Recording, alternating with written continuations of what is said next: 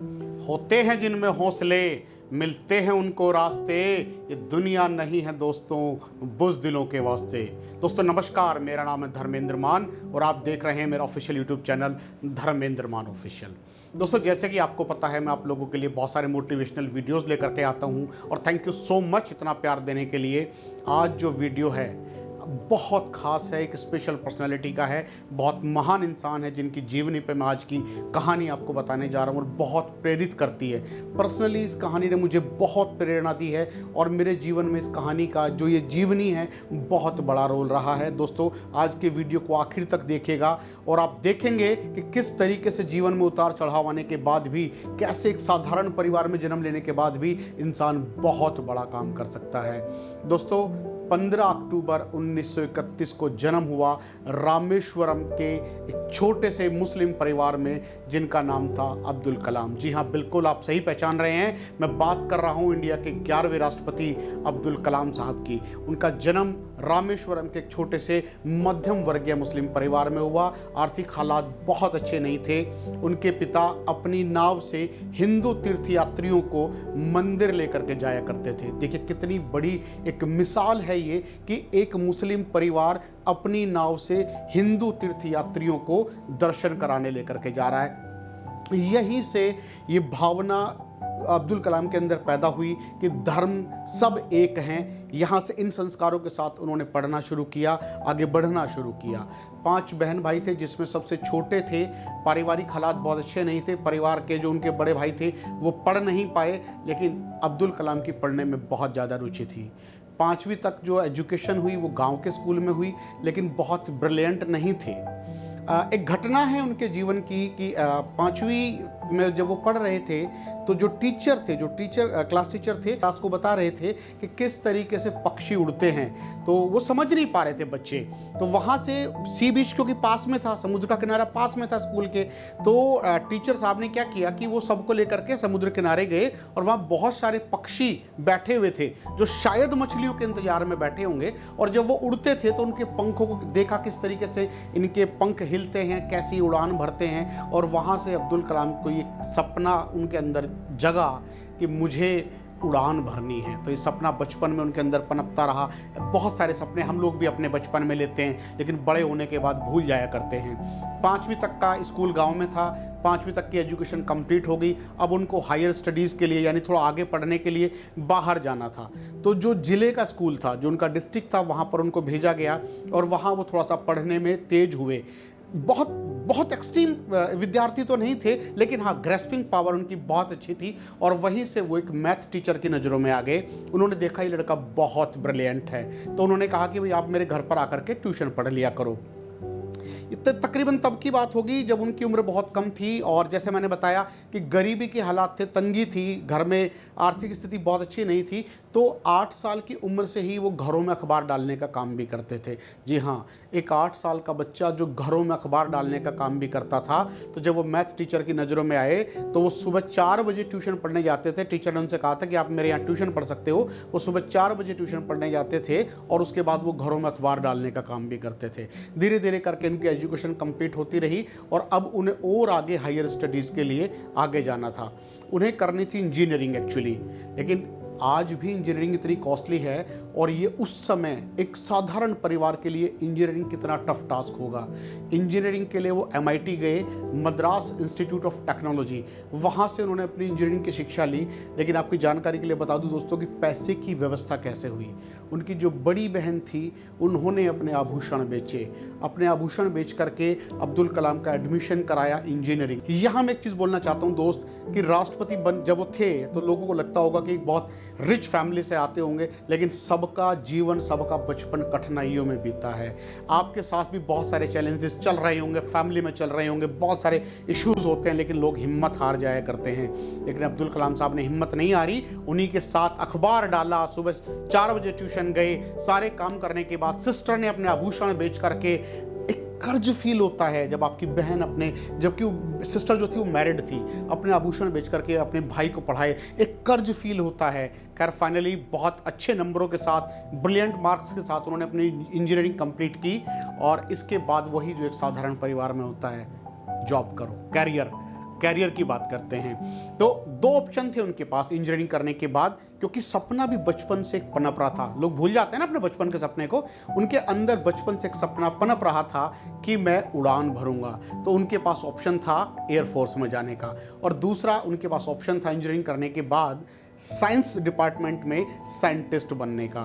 तो उन्होंने जो फॉर्म भरे, दो फॉर्म एक साथ भरे थे, जिसमें पहला फॉर्म उन्होंने दिल्ली के अंदर साइंस डिपार्टमेंट में भरा था और दूसरा फॉर्म उन्होंने एयरफोर्स के अंदर देहरादून के लिए भरा था।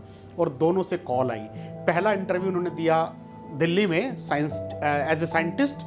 उन्होंने पहले अपना इंटरव्यू दिया और उसके बाद वो चले गए अपना सपना पूरा करने के लिए देहरादून। उन्हें पायलट बनने का जो उनका ड्रीम था, एक उड़ने का जो ड्रीम था, उसके लिए बहुत ब्रिलियंट थे। बाद में पढ़ते पढ़ते बहुत ब्रिलियंट हो चुके थे ग्रेजुएशन तक, लेकिन वहाँ भी एक से एक अव्वल लोग आते हैं। 25 जो लोग थे वहाँ पर आए हुए थे और पोस्ट थी 8। एक से एक लोग आए हुए थे, एक से एक कैंडिडेट थे। अब्दुल कलाम भी बहुत समझदार थे, लेकिन बहुत और भी टक्कर देने वाले लोग आए हुए थे। 8 लोग लेने थे। अब्दुल कलाम जी का रैंक आया 9वां। सपना टूट गया, इनका सिलेक्शन नहीं हुआ। बहुत उदास हुए, बहुत दुखी हुए। और यही होता है दोस्त, जब हमारे मन की नहीं होती ना, जब हमारा प्लान फेल हो जाता, हम बहुत दुखी हो जाते हैं। देहरादून से ऋषिकेश नज़दीक है, तपोभूमि है, बहुत सारे साधु सन्यासियों के वहाँ पर आश्रम है। और मैं आपकी जानकारी के लिए बता दूं कि अब्दुल कलाम साहब बहुत स्पिरिचुअल भी थे। वो वहाँ से ऋषिकेश चले गए, किसी ऋषि के आश्रम में गए और उनका चेहरा देख करके ऋषि को समझ आ गया कि बहुत दुखी हैं। उन्होंने पूछा, बेटा क्या बात है, इतने उदास क्यों हो? तो उन्होंने अपनी स्टोरी शेयर की कि मैं एक बहुत गरीब फैमिली से आता हूँ, बड़ी मुश्किलों से मेरे परिवार ने मुझे पढ़ा लिखा करके बड़ा किया, और ये जो जॉब थी ना, मुझे इसकी बहुत ज़्यादा ज़रूरत थी। मेरा सपना भी था, लेकिन मैं सेलेक्ट नहीं हो पाया। तो वहाँ महात्मा जी ने उनसे एक बात कही थी कि बेटा, नियति को शायद कुछ और मंजूर है, आप हो सकता है कुछ पायलट से भी बड़ा करो। और यहाँ से एक मैसेज निकल कर आता है दोस्त कि अगर हमारा प्लान फेल होता है तो हो सकता है कि गॉड का प्लान हमारे लिए हमारे प्लान से भी बेहतर हो। बस हमें पता नहीं होता कि गॉड ने हमारे लिए क्या प्लानिंग की हुई है। वहाँ से उनके अंदर हिम्मत आई, हौसला आया और वो वापस दिल्ली आ गए। दिल्ली आने के बाद उनको पता लगा कि जो इंटरव्यू वो दिल्ली में दे करके गए थे, उसके अंदर उनका सिलेक्शन हो चुका है। सिलेक्शन हो गया था और यहाँ से जॉब की शुरुआत हुई एज ए साइंटिस्ट। आपने नाम सुना होगा विक्रम साराभाई। उनके अंडर उन्होंने सीखना शुरू किया, काम करना शुरू किया, उनकी मेंटरशिप में काम करना शुरू किया। और जो उनको पहली सैलरी एज ए साइंटिस्ट मिली थी वो मात्र 250 रुपये थी। 250 रुपये से as a scientist Abdul Kalam जी ने अपना सफ़र शुरू किया। और यहाँ से आप सबको लग रहा होगा कि उनके जीवन में बहुत अच्छी अच्छी घटनाएं होना शुरू हो गई होंगी, लाइफ बहुत स्मूथ हो गई होगी। जी नहीं, ऐसा नहीं है कि अगर एक बार चीज़ें स्मूथ होनी शुरू हो जाती हैं तो जीवन हमेशा स्मूथ रहता है। जीवन उतार चढ़ाव का नाम है। उनके जीवन में भी फिर से घटनाएं होनी शुरू हुई। अब्दुल कलाम साहब ने एज अ साइंटिस्ट इसरो को ज्वाइन किया, जहां सैटेलाइट जो अंतरिक्ष विज्ञान है, जहां वो सारे काम होते हैं, इसरो को ज्वाइन किया। और ये वो समय था जब हम लोग जो सैटेलाइट भेजा जाते थे अंतरिक्ष में, उसके लिए SLV को बाहर से मंगाया करते थे। SLV यानी सैटेलाइट लॉन्चिंग व्हीकल जो था वो हमारे देश में नहीं बनता था, उसको हम लोग बाहर से इंपोर्ट करते थे।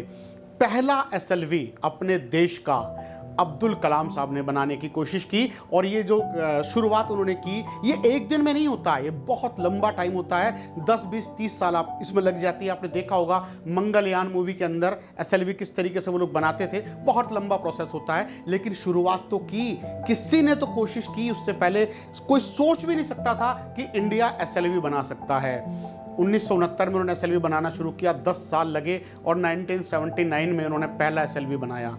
बहुत एक ऐतिहासिक घटना थी और उसका सीधा प्रसारण दिखाया जाने वाला था।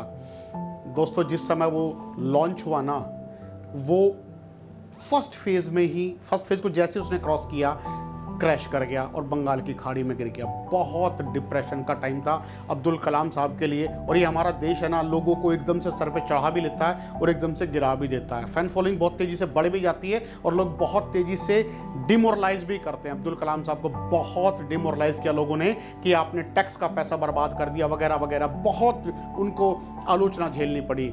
लेकिन कुछ दिनों बाद ही उन्होंने सफल परीक्षण किया दूसरा, और SLV अपने देश में बनाया। 1981 में उनको पद्म पुरस्कार से सम्मानित किया गया और 1982 में उन्होंने DRDO को ज्वाइन किया। जी हाँ, जहाँ डिफेंस के इक्विपमेंट बनते हैं DRDO, उसको उन्होंने ज्वाइन किया। यहाँ बहुत शानदार काम किया। काम करने की लगन उनकी बहुत प्रभावित करने वाली थी।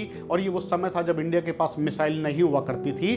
बैलिस्टिक मिसाइल पर उन्होंने काम करना शुरू किया और 1988 के अंदर पहली बैलिस्टिक मिसाइल पृथ्वी बनाई।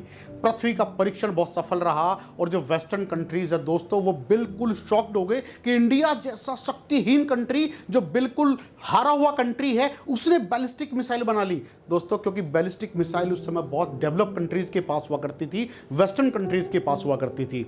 लेकिन बैलिस्टिक मिसाइल बनने के बाद भी वो रुके नहीं। उन्होंने अगला जो उनका ड्रीम था वो अग्नि मिसाइल का था। उन्होंने अग्नि मिसाइल पे काम करना शुरू किया। अग्नि और उसका जो पहला परीक्षण था वो फेल हो गया।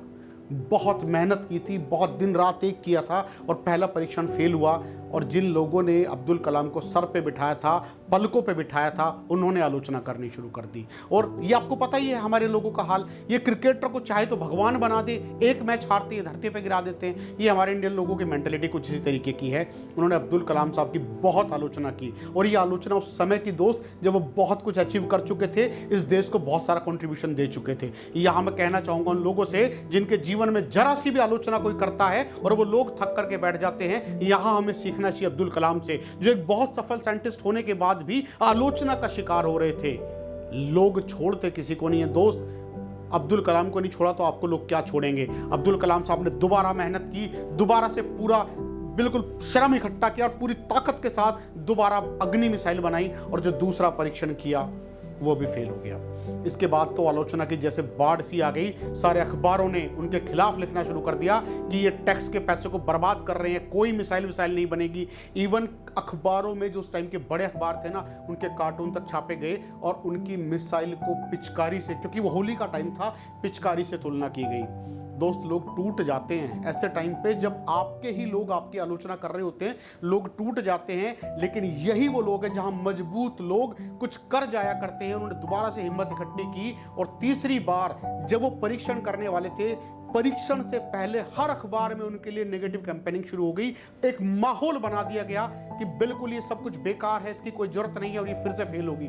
लेकिन तीसरा जो परीक्षण था ना दोस्तों, जो बहुत ज्यादा सफल हुआ और बैलिस्टिक मिसाइल अग्नि इंडिया की झोली में आकर के गिरी और इसके बाद इंडिया मिसाइल कंट्री बन गया और अब्दुल कलाम को मिसाइल मैन के नाम से जाना जाने लगा। मिसाइल मैन बनने के बाद अब्दुल कलाम साहब की एज भी थोड़ी ज़्यादा हो चुकी थी। वो रिटायरमेंट लेना चाहते थे, लेकिन तभी उनको एज ए वैज्ञानिक सलाहकार नियुक्त किया गया और वो सलाहकार की श्रेणी में आ गए।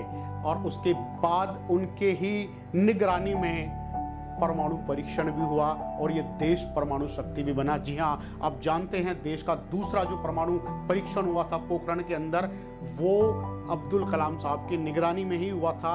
और इनकी ही बदौलत ये देश, हालांकि बहुत सारे उनमें कंट्रीब्यूशन था, बहुत सारे वैज्ञानिक शामिल थे, लेकिन जो निगरानी थी, जो वो सारी समिति थी, उसकी निगरानी कर रहे थे अब्दुल कलाम साहब। इसलिए इनको श्रेय जाता है इस देश को परमाणु शक्ति बनाने का। आज भारत अगर इतना विकसित है, आज अगर भारत रक्षा की श्रेणी में इतना विकसित है, अब्दुल कलाम साहब को इसका श्रेय जाता है।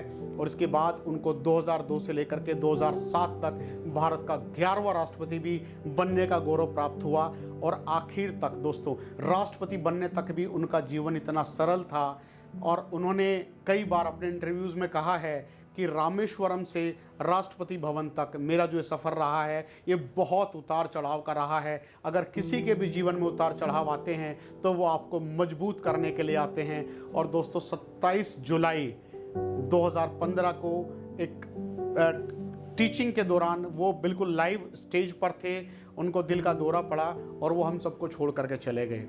दोस्तों, अब्दुल कलाम साहब आज दुनिया में नहीं हैं, लेकिन हर हिंदुस्तानी के दिल में अब्दुल कलाम साहब हैं और हमेशा वो हमारे दिलों में अमर रहेंगे। बहुत कुछ शिक्षा हमें उनकी स्टोरी से, जो जीवनी है, उससे मिलती है। किस तरीके से एक अखबार बेचने से लेकर के वो राष्ट्रपति भवन तक का सफर उन्होंने तय किया। दोस्तों, आज की कहानी से आपको क्या सीखने को मिला, ये प्लीज़ मुझे बताइएगा कमेंट बॉक्स में कमेंट करके। और अगर आप चैनल पर नए हैं तो सब्सक्राइब करें, लाइक करें और इस वीडियो को शेयर भी करें और तमाम उन लोगों तक इस वीडियो को पहुंचाएं जो जीवन से हार मान के बैठे हैं, जिनको ये लगता है कि उनके जीवन में करने के लिए कुछ नहीं है। दोस्तों, इस वीडियो से आपको ये चीज समझ आएगी कि कैसे एक नाविक का लड़का, एक अखबार बेचने वाला लड़का देश का राष्ट्रपति भी बन सकता है। अगर वो कर सकते हैं तो आप और हम क्यों नहीं कर सकते। दोस्तों, जल्दी ही मिलता हूं एक नई वीडियो के साथ। Thank you so much.